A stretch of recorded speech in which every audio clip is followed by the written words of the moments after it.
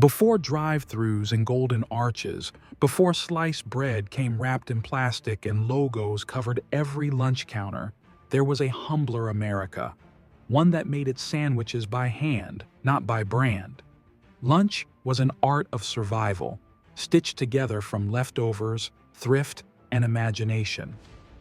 You didn't order these sandwiches, you built them, from what you had, where you were, and who you were trying to be. They filled lunch pails, railroad cars, and soldiers' packs. They fed farmers in the field and travelers on the road. And though most have vanished from menus, their stories still linger. In crumbs, in memory, and in the smell of toasted bread on a quiet afternoon. Tonight, we remember 20 forgotten sandwiches America doesn't remember. 1. The Chow Chow ham sandwich. Once a Southern staple, this sandwich balanced sweet and sour like a hymn sung from a rocking porch at sundown. It was born out of leftovers, yesterday's ham, sliced thick and stubborn, layered onto soft white bread or a biscuit still warm from the skillet. But the secret was the chow chow, a sharp, tangy relish made from pickled cabbage, peppers, onions, and mustard seeds that snapped with life. Every household had its own recipe, some green, some red, all alive with vinegar and sunshine. When that relish hit the salt of the ham, something magical happened. The farm met the smokehouse, and supper became salvation. It wasn't fancy. It didn't need to be. It was the taste of preservation, of women who canned all summer to feed families all winter, of men who came home from the fields too tired to talk, but always ready to eat. The first bite was bright and sour, then slow and smoky, like memory itself. It tasted of screened doors, rain on tin roofs, and the quiet faith that food, humble, homemade food, could heal a hard day. The Chow Chow ham sandwich was more than lunch. It was a love letter sealed in brine and bread. 2. The olive nut spread sandwich. Before the Roaring Twenties found its rhythm, America had its whispers. And one of them was this curious creation. The olive nut spread sandwich was born in genteel tea rooms and quiet parlors, where conversation was soft and sandwiches were smaller than your palm. Chopped green olives gave it salt, crushed walnuts, sautés gave it body, and mayonnaise bound it all into a creamy, pale green mixture that gleamed like a secret. It was spread between paper-thin slices of white bread, the crust trimmed away with surgical precision. It didn't belong to saloons or factories. It belonged to lace gloves, silver trays, and women who found strength in civility. But beyond the refinement, there was something bold hiding in its simplicity. That sharp, briny bite of olive cutting through the soft fat of the nuts, the way flavor and texture danced between luxury and thrift. It was the kind of sandwich that made you sit a little straighter, sip your tea slower, and remember that elegance didn't need money, only intention. It may sound quaint now, but once upon a time, it was the very taste of sophistication, the American dream, served in triangles. 3. The liverwurst and onion sandwich. No lunch counter, classic carried more courage or more smell than this one. The liverwurst and onion sandwich was the meal of men who worked with their hands, sweated through wool, and didn't apologize for it.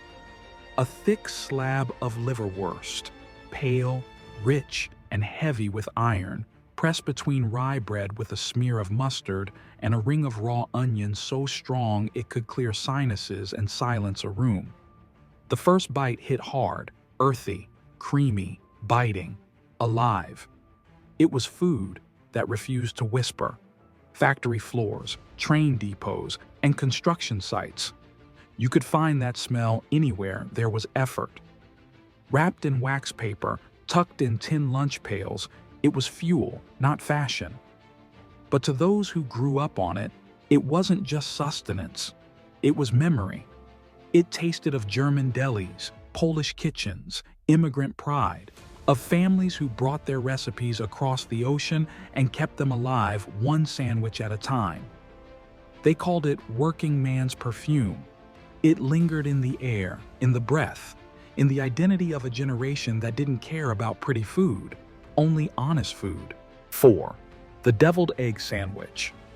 Before egg salad became a picnic cliché, there was this: bold, golden, and unapologetically Southern. The deviled egg sandwich began at kitchen tables where every yolk mattered.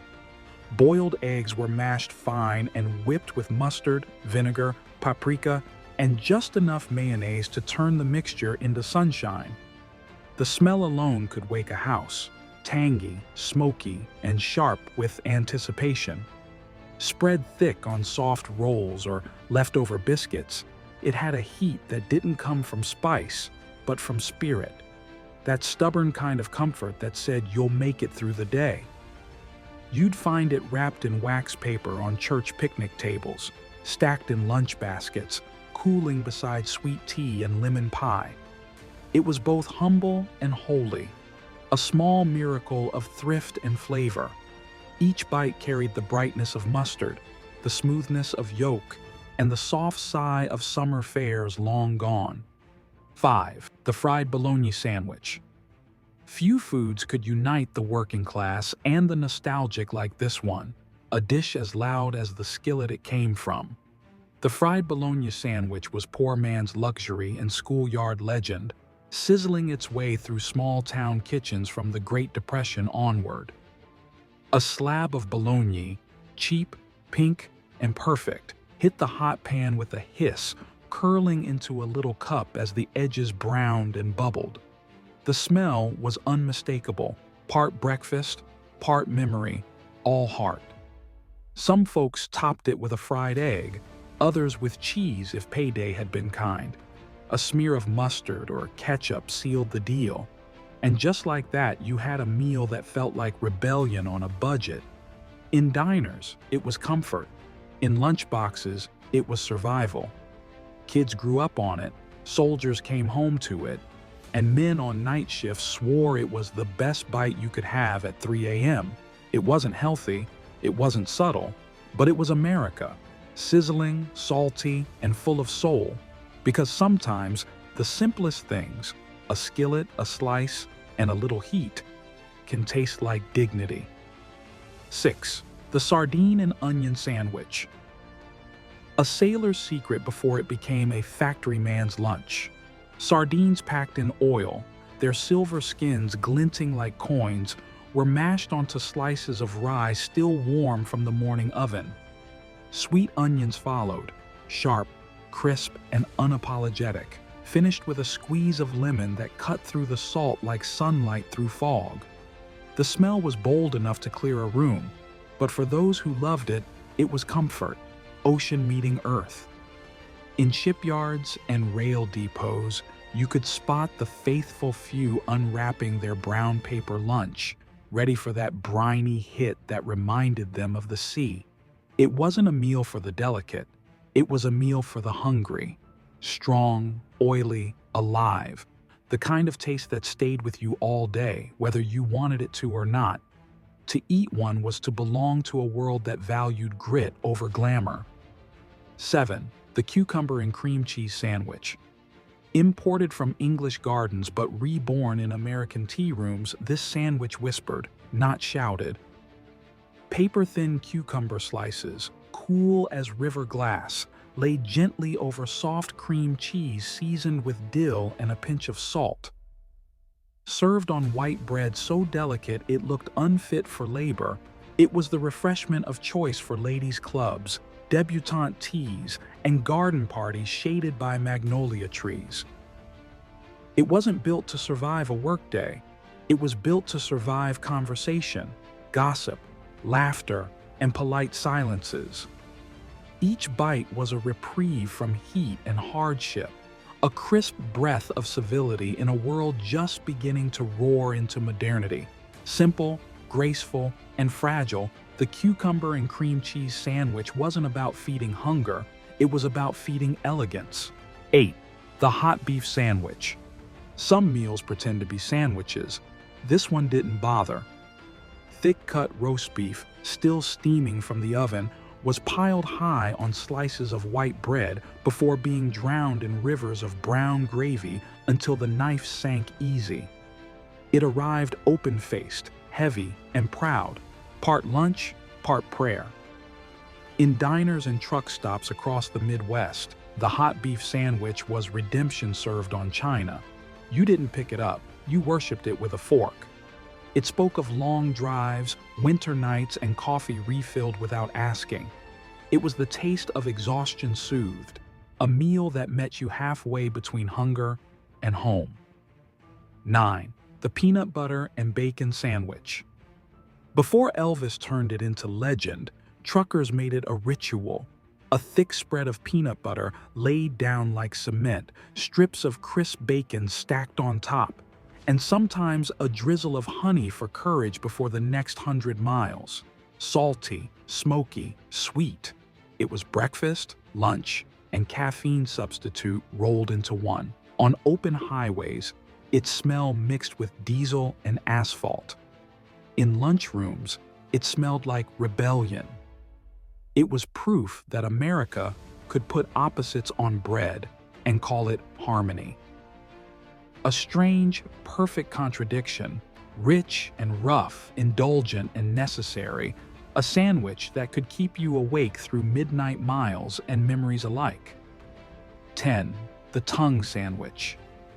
A delicacy turned curiosity, once prized by New York and Chicago delis alike. Beef tongue, slow-boiled, sliced thin, tender as silk, was layered on rye with a smear of spicy mustard and a hint of horseradish that cleared the head and humbled the senses. To newcomers, it sounded scandalous. To old-world immigrants, it tasted like survival. It was food with lineage, carried from Polish kitchens, German butcher shops, and Jewish delicatessens, where nothing edible went to waste. Each bite was history, the hum of the deli slicer, the tang of mustard, the soft pull of rye bread warm from the oven. It was a sandwich for those who'd learned that flavor mattered more than fear, that sometimes the best things are the ones we hesitate to try. 11.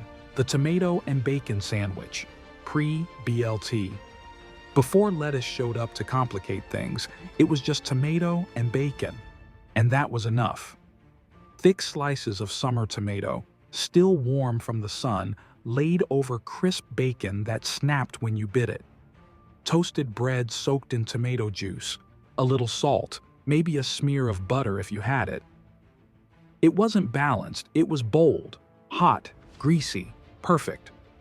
Eaten on back porches and farm stands, it was sunshine trapped between two slices. When people say they miss the good old days, this is probably what they mean. A meal with no rules, no garnish, just the raw pleasure of salt meeting sweet on toasted bread. 12. The Sloppy Joe, original tavern style.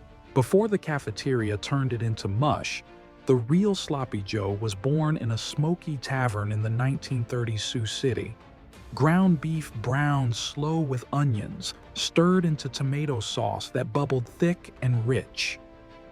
Served hot on a split bun, it dripped down your wrist as you ate, a delicious mess that laughed at manners. It was Depression-era food that felt indulgent. Cheap ingredients turned to comfort through patience and spice. Every bite was warmth, laughter, and defiance against hard times. No cans, no shortcuts, just meat, heat, and hope. It was called sloppy, but what it really meant was human. 13. The chicken salad with grape sandwich. It shouldn't have worked, but it did. Leftover chicken chopped fine, folded with mayonnaise, celery, salt, and a handful of grapes cut in half for sweetness. A dish born of thrift somehow found itself on china plates at church luncheons and train car dining tables. It was cool, creamy, and faintly luxurious, the kind of sandwich that made everyday life feel like an occasion. Every spoonful told a small story. yesterday's roast reborn as today's comfort, waste turned into grace. It proved that the American kitchen's greatest ingredient was imagination and a willingness to mix sweet with savory, faith with flavor. 14. The hot turkey, Manhattan. Not a city, but a meal, and one of the most comforting America ever made. The hot turkey Manhattan was a diner's answer to homesickness. White bread stacked with sliced turkey, mashed potatoes in the middle, and a flood of brown gravy cascading down like a waterfall. It was served open-faced, steaming under fluorescent lights, usually to men who'd worked too long and women who'd waited too late. It tasted of Sundays remembered and paydays postponed. Each bite melted into the next. Soft bread, creamy potatoes, savory gravy. The edible definition of relief. In the quiet hum of midnight diners, it wasn't just food. It was forgiveness on a plate. 15. The cream-chipped beef on toast. Known by soldiers as SOS, slang too salty to repeat here, this was a meal that built endurance more than it offered pleasure. Dried beef, tough and leathery, was chopped and simmered in a pale cream gravy until the salt mellowed and the edges softened. Ladled over toast, the bread gave up its shape under the weight, surrendering to the sauce the way soldiers surrendered to routine.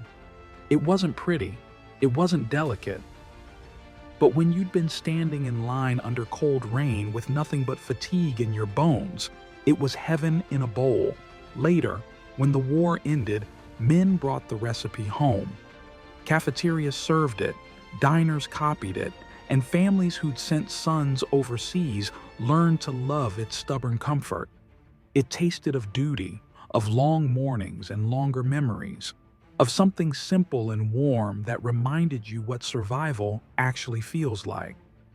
16. The apple and cheddar sandwich, autumn on a plate, and nostalgia pressed between bread. Sharp cheddar, the kind that bites back, met thin slices of tart apple, sometimes Granny Smith, sometimes whatever grew in the yard. Between buttered bread, it sizzled on a griddle until the cheese melted just enough to kiss the fruit. Sweet met salt, crisp met creamy, old met new. And for one golden moment, America tasted balance. In New England towns and harvest fairs, it was the flavor of sweater weather, wood smoke, and school lunches packed by hand. Every bite carried the tang of cold mornings and the warmth of homecoming. No sauces, no gimmicks, just honesty, toasted to perfection. 17. The egg and olive sandwich. A humble lunch with a stubborn personality. Hard-boiled eggs, chopped fine, met green olives brined sharp enough to wake the tongue. Mixed with mayonnaise, it became a creamy, salty, divisive filling that could start arguments in lunchrooms from Ohio to Oklahoma. Some loved it, some swore it was an insult to both ingredients, but everyone remembered it. It was the taste of school cafeterias, railway cafes, and quick lunches packed by mothers who made food stretch farther than the paycheck. There was something brave about its odd pairing, two leftovers that didn't belong together, yet somehow did. The egg and olive sandwich reminded America that even strange companions can make sense when seasoned with need and a touch of care. 18. The roast pork with applesauce sandwich. New England's forgotten treasure, a meal that smelled like Sunday, even when served on a Tuesday. Leftover roast pork, sliced thin, layered on soft bread with a generous spread of applesauce. A dash of sage or clove if you were lucky, a smear of mustard if you weren't. The first bite was warm and familiar, savory meat melting into sweet apple, echoing harvest kitchens and farmhouse tables. It was food for mill workers and clerks, a whisper of home amid the roar of industry. In its simplicity lived something sacred, the belief that yesterday's dinner could become today's comfort, that thrift and tenderness could share the same sandwich. 19. The cheese and pickle sandwich. Straight from immigrant lunchboxes and pub counters alike, this was the taste of old Europe learning to speak American. Sharp cheddar, firm and tangy, met crisp dill pickles sliced thin and layered on brown bread, still smelling faintly of molasses. The vinegar bite and creamy cheese played tug of war, and somehow both won. It was cheap, filling, and defiant. Food for people who'd crossed oceans and refused to lose their flavor. Factory workers ate it cold. Taverns served it warm with beer. Either way, it carried pride inside every crunch. The cheese and pickle sandwich was proof that heritage doesn't fade. It adapts, one bite at a time. 20. The banana and mayonnaise sandwich. Born in the South and raised in confusion, this was the sandwich that made sense only after the first bite.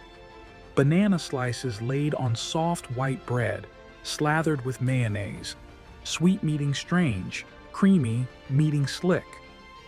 To outsiders, it sounded like madness. To those who grew up on it, it was memory itself. Born from Depression-era thrift, it turned two cheap ingredients into something that felt almost indulgent. The banana's sugar softened the mayo's tang, creating a balance no chef could have planned, only hunger could have invented. It was breakfast, lunch, and childhood comfort all at once, a reminder that invention is the child of necessity, and that sometimes the weirdest ideas stick around because they work. These sandwiches were never about fashion. They were about necessity, thrift, and care. They fed school children, soldiers, miners, and mothers. They filled the gaps between work and rest, between hunger and home. You won't find them on menus now. No hashtags, no slogans, but their ghosts linger in lunchboxes and memories, in every bite of something simple and honest. Because America didn't just build its history on steel and courage, it built it on bread, filling, and the quiet grace of an ordinary meal.